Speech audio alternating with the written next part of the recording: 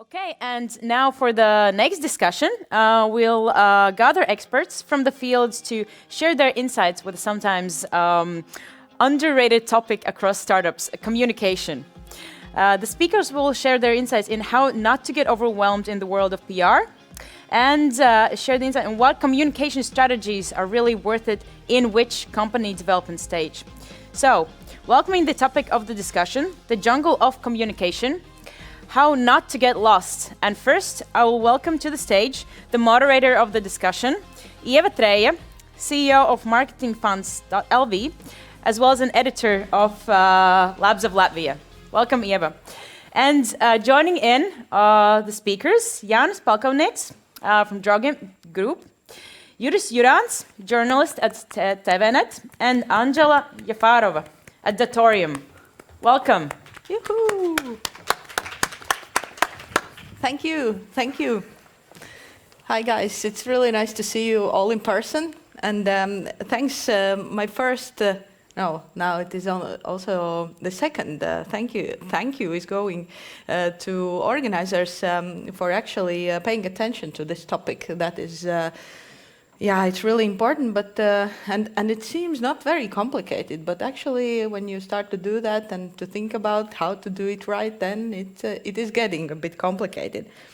So we will try to look during this discussion to the communication in different stages of the company age and also to different aspects of communication.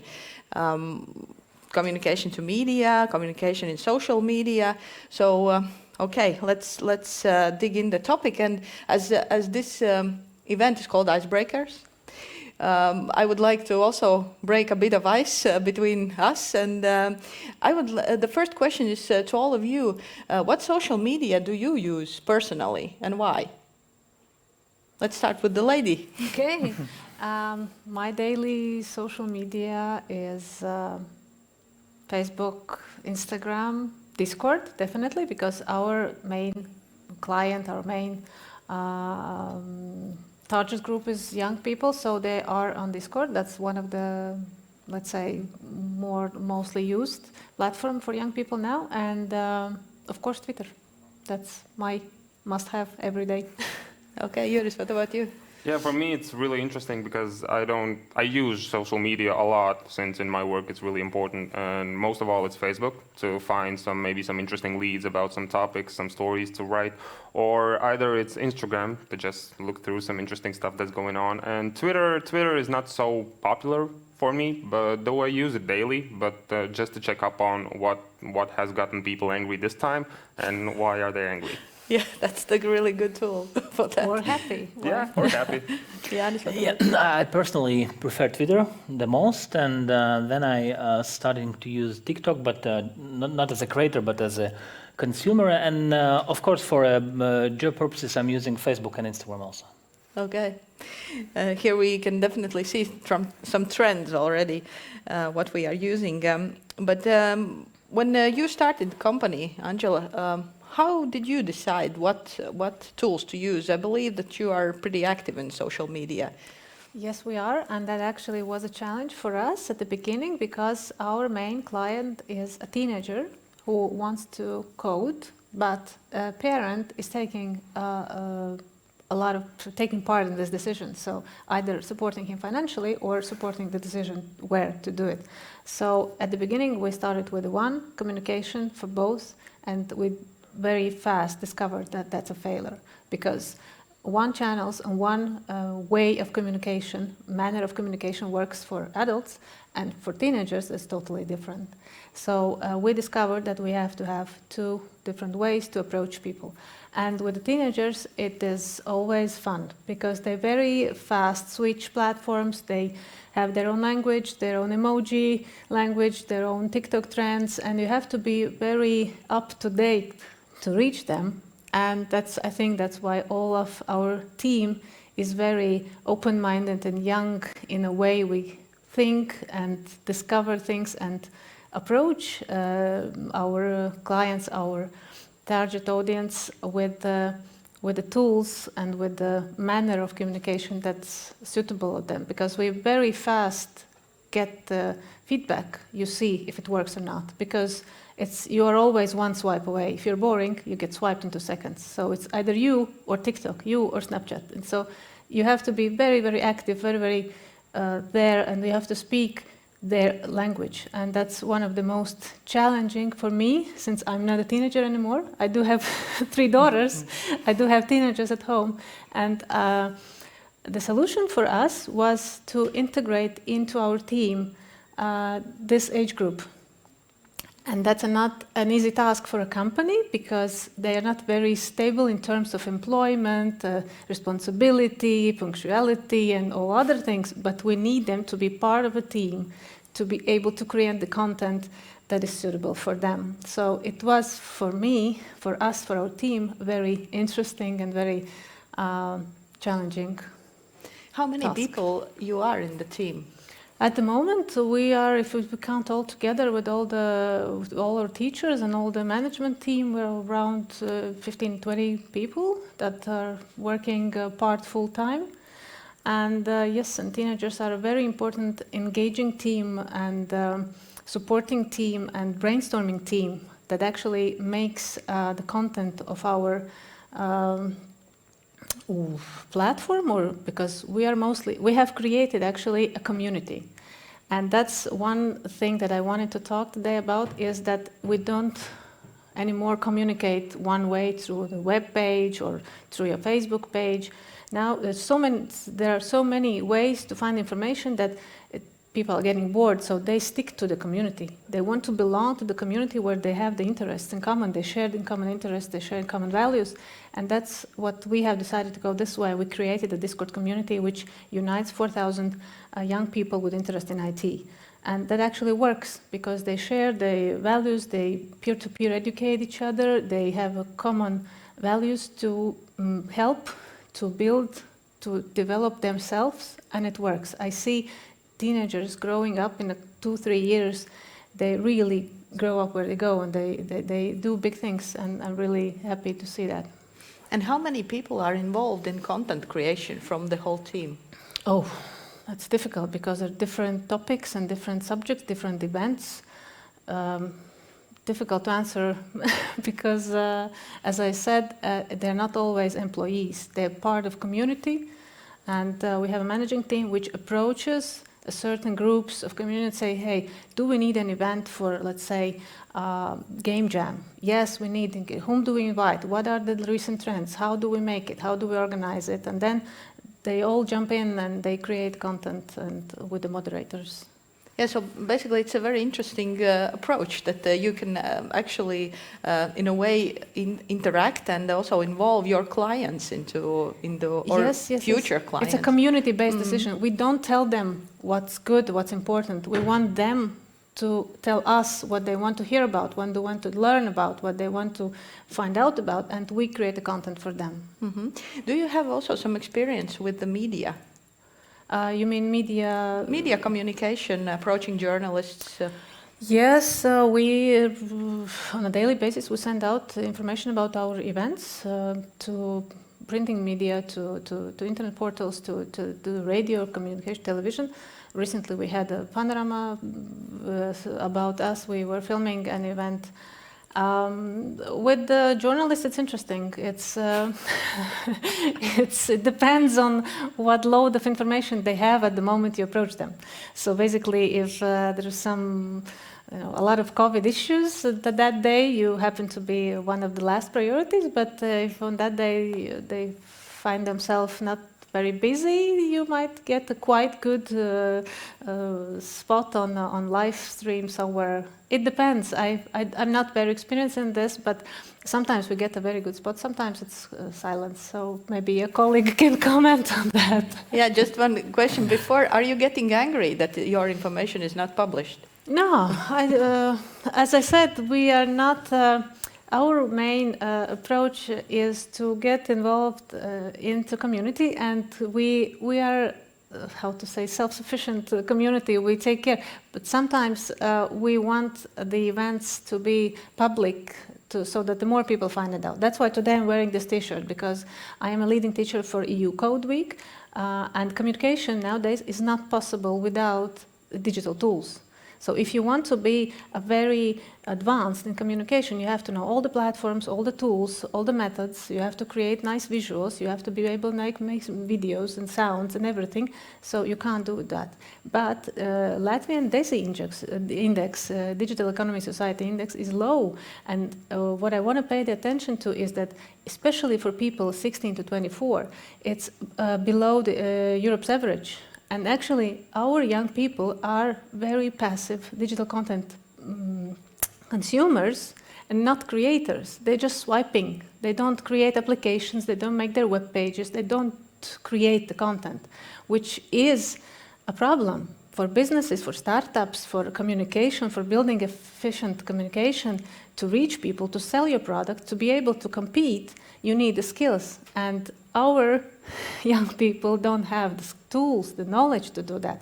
That's why I want everyone today to open EU Codeweek webpage and find an event. There are a lot of events on different topics for all age groups that you can find. And start today, pick a topic. If you want to learn new tool, new platform, new programming language, whatever, you will find it definitely. There's so many events going on now. Take the chance and do that. Okay. Also, on our webpage, we're organizing also, as our school Datorium, we're organizing a lot of events, interesting events.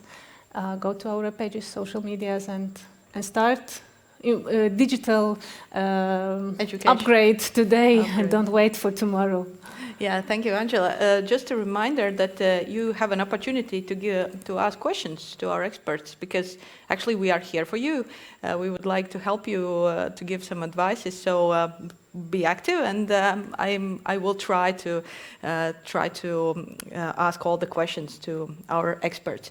But yeah, let's jump to the very interesting topic, journalism. And Juris, what's your answer to Angela? She says that you are not always taking those stories. Why it is so? Well, first off, I would like to step back and remind everyone about what Angela before said, that the communication is really interesting, and you have to bear in mind that people are different, especially different age groups. And I attended this course last week, actually, which was led by the OCCRP, and the woman told us that whenever you are writing a story, and I think it can apply to like everyone, even for businesses and stuff like that, you have to bear in mind that when you try to communicate and give the story to the reader, you are competing with, I don't know, cute cat videos or videos of Kim Kardashian. So you have to bear in mind that either way, will your story, or I don't know, for example, this case, your company, will the reader open the page, or will it just scroll by and open the video of Kim Kardashian? So it's something to think about. But about the fact that when you communicate with journalists, it's also another interesting thing. I wouldn't say it's about the information overload for us. Most of the time it isn't. But a lot of times, PR specialists, they think that journalists work the same way. They believe that we are also some kind of PR managers or whatsoever, and they just send their press releases, and they think that we will copy them and post them and print them out, or whichever media outlet this is, right? But this is not the case. What I suggest, especially what catches my eye every time I see some kind of press release or whatsoever, the first sentence is the key. If you get my attention in the first sentence, then I will get to read the press release in general, and then it will have my interest. If I don't read the first sentence, if the first sentence seems, I don't know, something about some company commercial, then I'm not going to publish it, unfortunately, because like as a journalist, my duty is to report on stuff that's going on, not to do some company commercials, right? So therefore, another aspect to think about if you're trying to communicate with journalists is what good does your company do? Like, for example, if there's a good story in it, like, can I do a report on something? Like maybe your company does some social good in all of its work. Then yeah, then I can report it, because it's important for people to know that. But apart from that, most of the time, actually, what I've noticed is that these companies, they don't put that much effort in it. They just write down what they have done. I don't know, we signed a big agreement with this company. Okay, and what am I supposed to get out of it? Like, what's my take from that? And that's the deal. Like, a lot of people don't understand it. They think that we are the same. Kinda we are PRs as well, but we are not actually the same. Our duty is not to promote something, but just report on things. Yeah, okay. And what about what is the best approach to go to journalists? Sometimes there are stories that people are just getting annoying when they approach, when they write you on LinkedIn, then on Facebook, then they call you. Did you receive our press release? What can you suggest to people just starting to? Definitely, yeah. I have stumbled upon this as well. Like, people get obnoxious and they call you, they try to reach you on Facebook or different kinds of social media platforms. This is a no-go. Don't do it. Like, it will automatically put the person, for example, for me, it really puts the distance between the person because he's getting really obnoxious and I'm not happy with that. Like, I have a lot of things on my plate as well. I do a lot of stories and stuff like that. So if I'm not taking the press release, there might be a good reason. Of course, yeah, as I said before, maybe the press release didn't seem so interesting, and maybe I saw it as a commercial for the company. So that's why I won't publish it. A lot of times, though, there are some press releases that come in and they seem interesting. And I can maybe publish them, but yeah, then there is the time restriction on things I have to do first and some more pressing issues I have to take care of.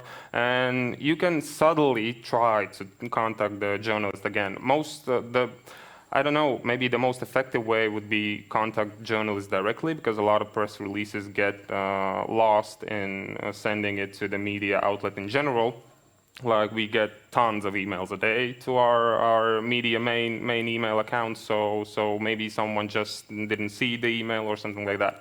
So it's really good to keep your contacts at hand, because as it is in journalism, your sources are super important, and I do believe that in PR it's also really important to have sources, either in journalism or wheresoever. And if you do have them, then you have to use them. Like, if you can call them and you can talk to them. Of course, it doesn't give you a 100% guarantee that the person will publish the story or will write something about it, but you can try. And if you try, then, but yeah, again, don't become too obnoxious. Don't call 3 times a day, 4 times a day, and don't think that the person doesn't have a life, because we also have a life, yeah? Oh, whoa, really? Surprising, yeah. Journalists also have life. Yeah, that's really the thing to remember. To take away from this discussion, definitely. Janis, but you have the biggest experience in this field. What can you add to both of those speakers? Let's start probably with this communication with media. What are your main takeaways? Yeah, I was also working for media. I was a journalist and editor at the DNA, the back then biggest news outlet, and I experienced exactly the same. When people are sending you press, and you even didn't open that email that you already get a call, and of course it's annoying. Yeah. Sorry for interrupting, yeah. But the best part is when they send you an email, you see you received an email, and in the same second they are calling you. Yeah. And but sometimes I even didn't get a chance to read it. So yeah.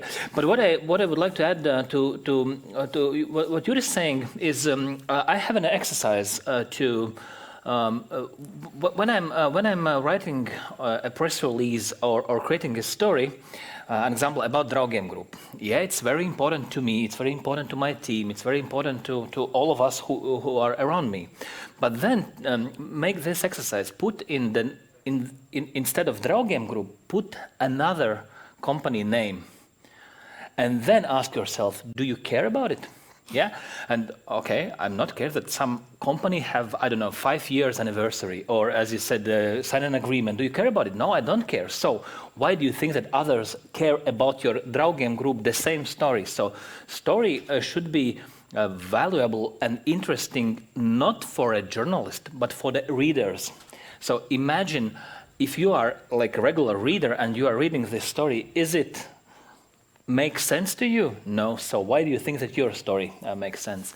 And about public relations, yes, I sometimes even do like this. That I'm calling or asking journalists, is this story okay? I think you asked sometimes, how do you think? Is this story okay? No, it's not. But that story is okay, because sometimes I'm also judgmental to my own stories. No, this is not interesting. No, this could be interesting. So ask ask a question, and if you haven't journalists at your phone, you can ask questions to your mom, to your neighbor, to your to people on the street or in the shop.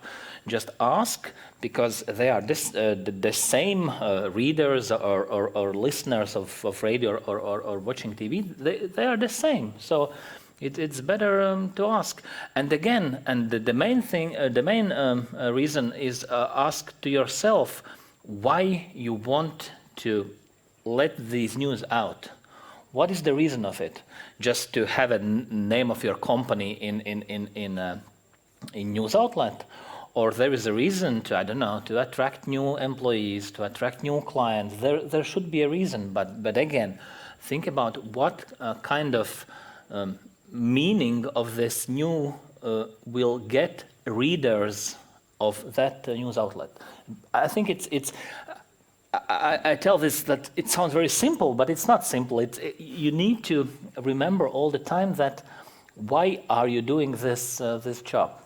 Okay, you understand that, but have you experienced the situation when the CEO of the company says, no, it's very important? Of course, maybe, and again, so you need to explain, first of all, so PR is about explaining what your company are doing, and so you need to do inner PR in your company, explain to your CEOs, to your colleagues what PR is.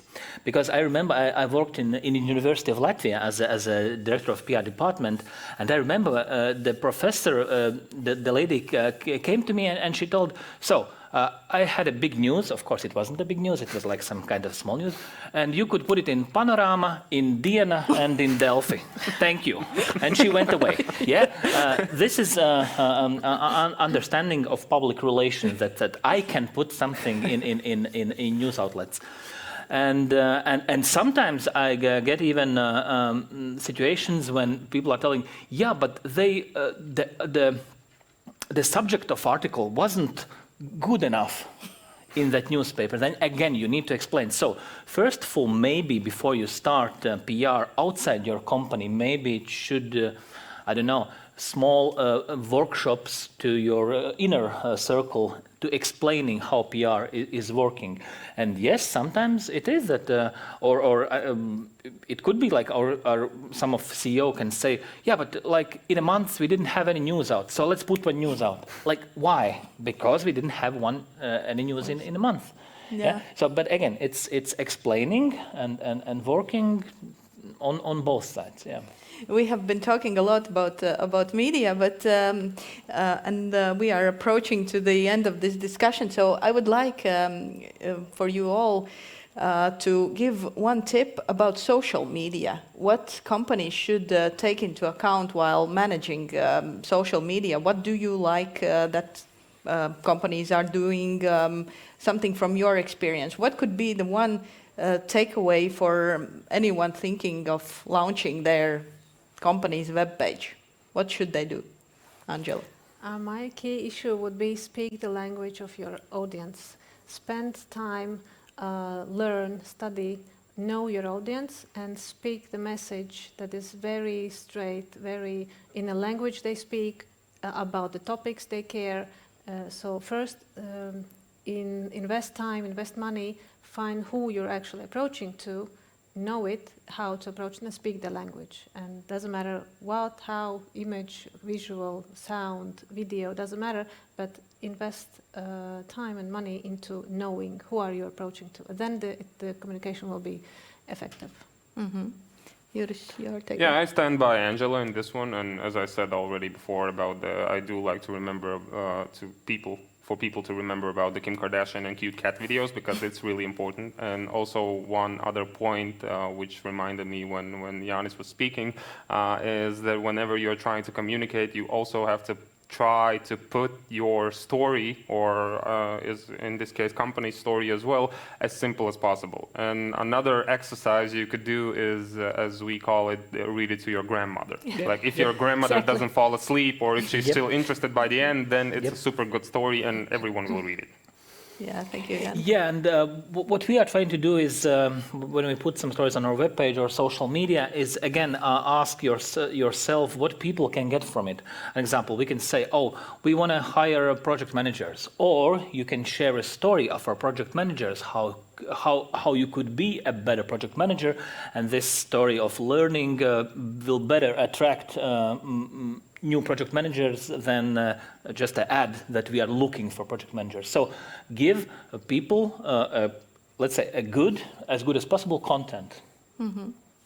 Well, thank you. And what I would like to add is that there is no right answer. You have to experiment, you have to be brave, and take courage and do that. And do not be annoying, and you will succeed. So thank you very much. It was really a pleasure to talk to you, and I hope you, dear ones on the other side of the screen, were enjoying it too. So enjoy the day, and good luck with the communication.